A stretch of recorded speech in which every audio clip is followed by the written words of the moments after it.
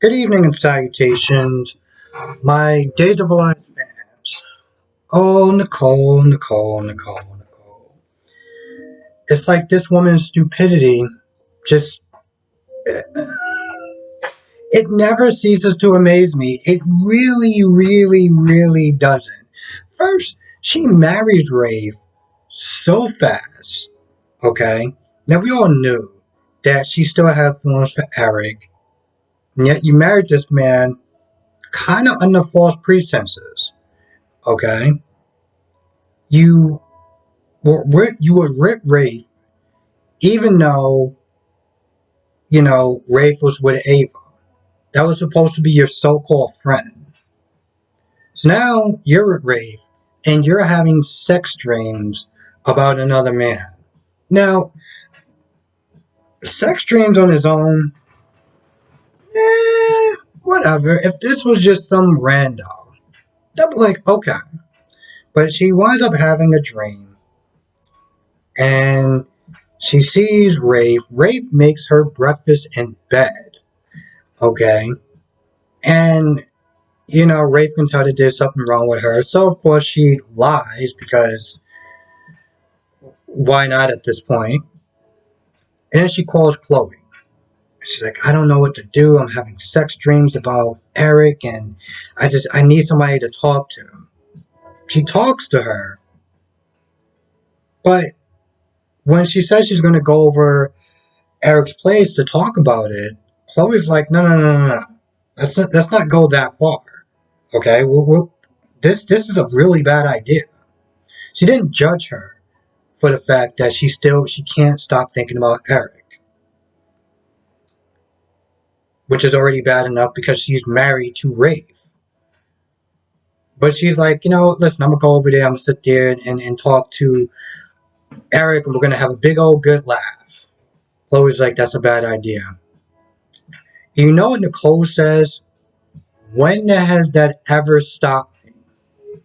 It's a bad idea, but when has that ever stopped me? Okay, Nicole, sure. So she goes to Eric's place and she knocks on the door. Jada answers in a towel. Nicole looks at the bed. She knows what's going on. Okay. So now she has that look of anger and jealousy on her face. And I'm just like, you're a goddamn idiot. If you want to be with him so bad, you should have just dumped Rafe. But of course, she's not going to do that because that requires brains and, well, a bit of honesty. She's has not in the past. She's never really been known for doing things like that. So now she's gonna sit there and confront this woman, make a giant jackass out of herself, and well, I'm gonna laugh. I'm gonna enjoy it. I'm gonna laugh. I'm gonna enjoy it. Speaking of jackasses and people who clearly has no self-respect for themselves, let's talk about Sloan and Alex, who is making out damn near butt ass naked in the living room. Anyone could just walk on through. So Sonny walks in and sees that, and he's like, yo, you gotta kick rocks. You gotta go. You gotta get the hell out now. And instead of Sloan just be like, you know what? Let me just leave. She starts touching on Alex like, what is he gonna do? What is he gonna sit there and do? No, you're not leaving anywhere. Like, what are you doing? So, of course, she starts talking about Leo and the fact that she's defending him for the, harassment suit. And she's all like, oh, well, that went away. But she's like, you're representing a scumbag who has harmed me, done a ton of stuff to my family and friends that I love. There's no way in hell I want you in this place. And Alex is like, yo, listen, I can't sit there and continue, sleeping with somebody who, you know, is representing a lowlife. Can't do it. Hell, he didn't even know that she was a lawyer, even though she said it a numerous amount of times. So you know what this classless POS does? As she walks out, she starts taking off her clothes. And I'm just like,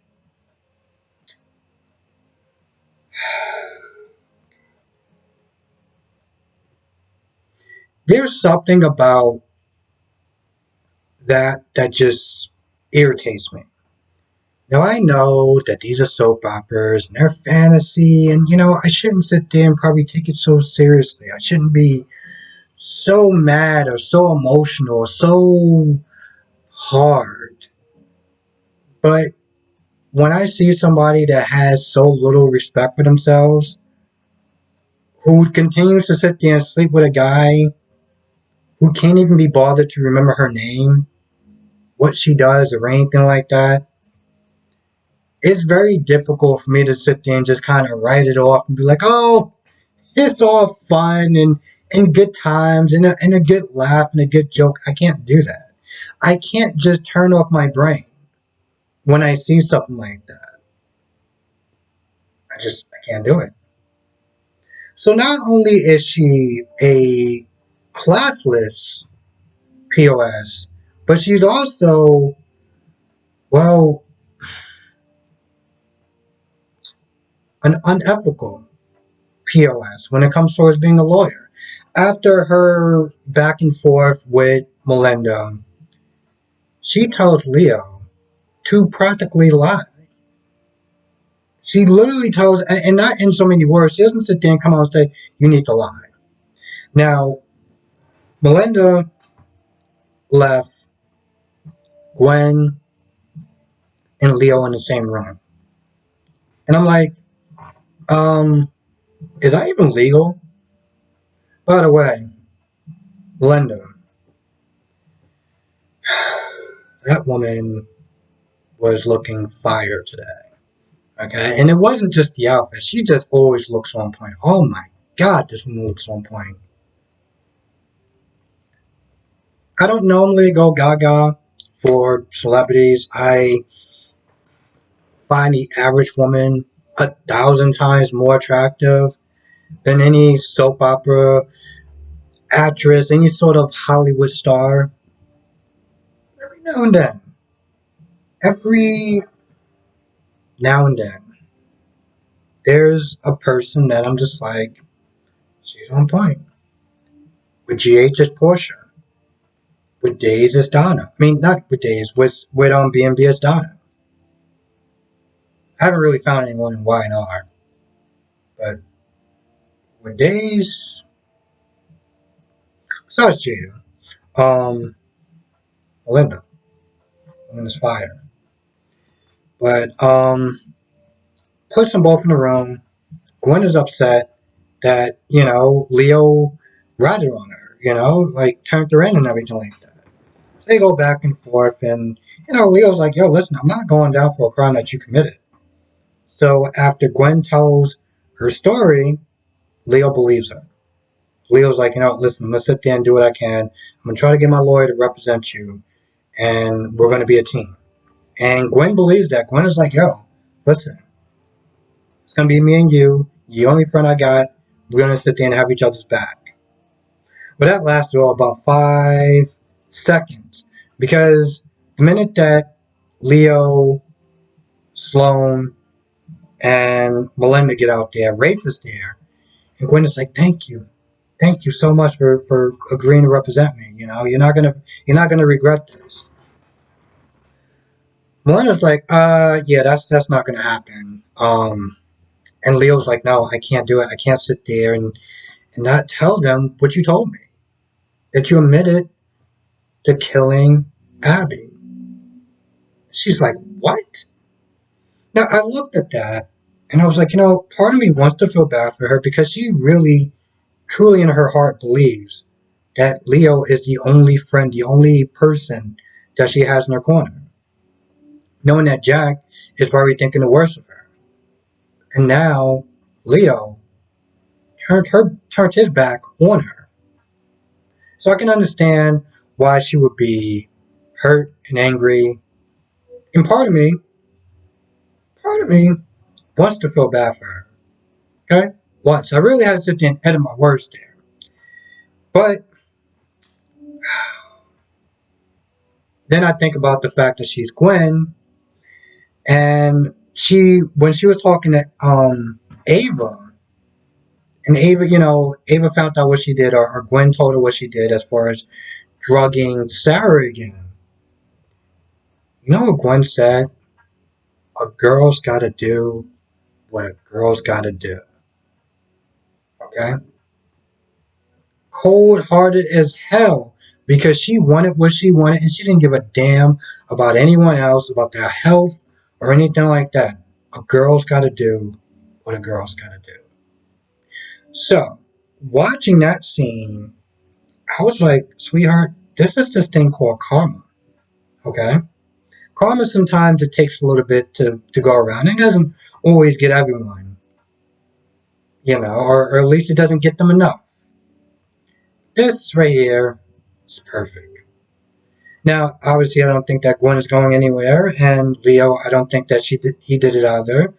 But I honestly do think that Gwen is going to escape this whole thing and, you know, be back out there. She'll probably have Jack to sit there and be support. But, besides that, so I don't think she's going anywhere. And it's interesting because I don't think that they have any plans on really trying to redeem Gwen.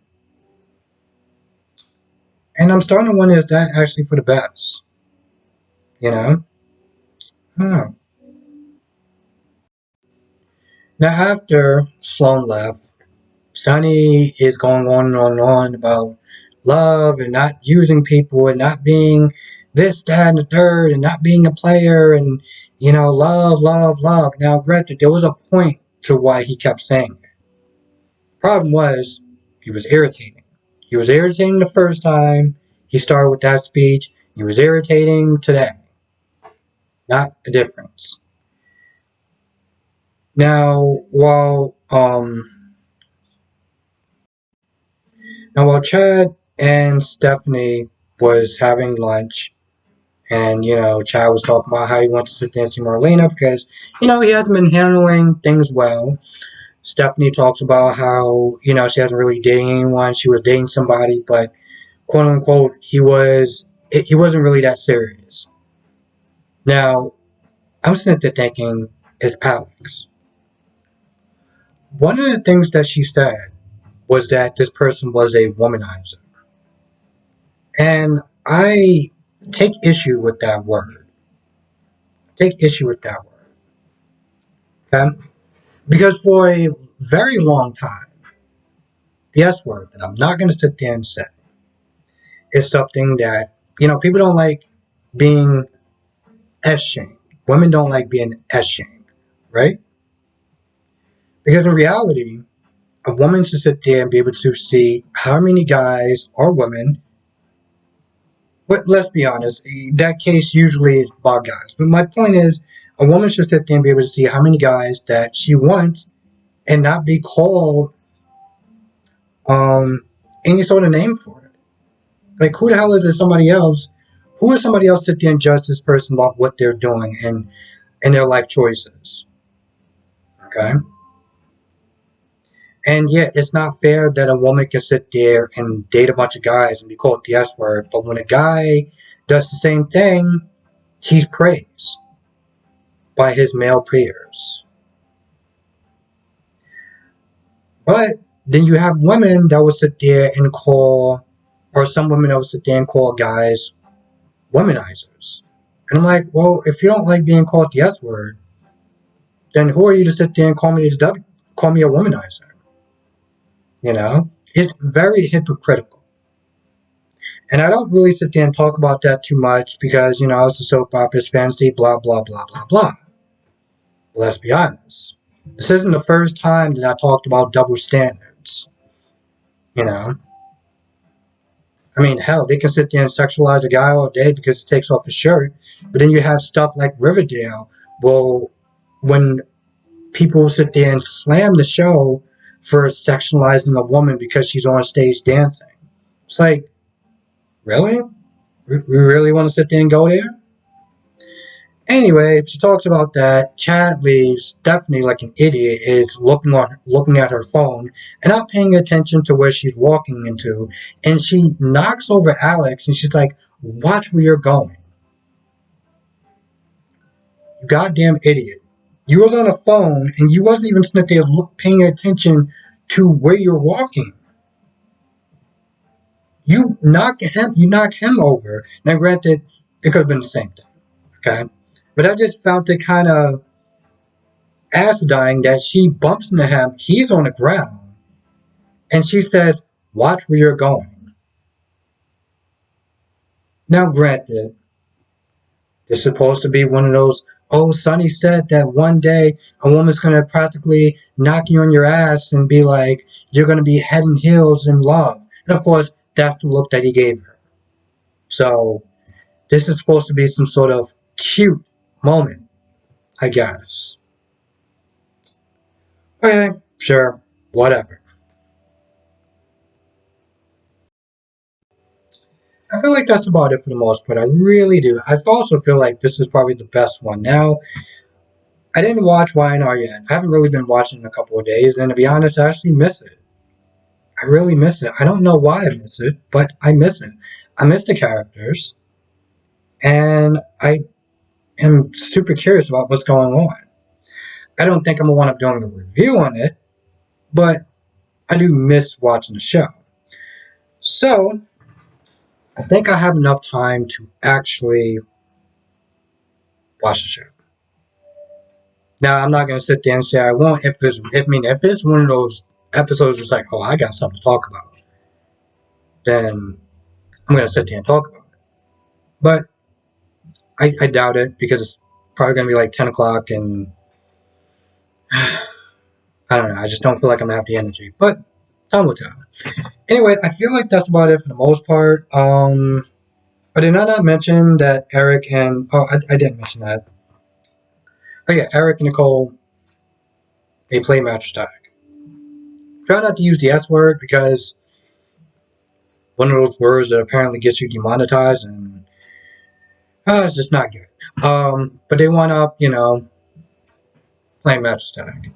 And, they talk about it afterwards because Jada's like, I haven't really done this. I'm kind of embarrassed. It's not something I normally do. But it was eventually going to wind up happening. They talk about it, and they both talk about how they haven't done it in a while. So, clearly they're happy with their, each other's performance, and apparently no one's out of practice, so that's cool, I guess. Yeah, that's pretty much about it. And I talked about Nicole being the idiot that I've, been seeing her act like. Anyway, with that being said, I'm going to go. I want to thank you for watching. Be safe. Let me know your thoughts down in the comment section below, and I'll see everyone in the next video.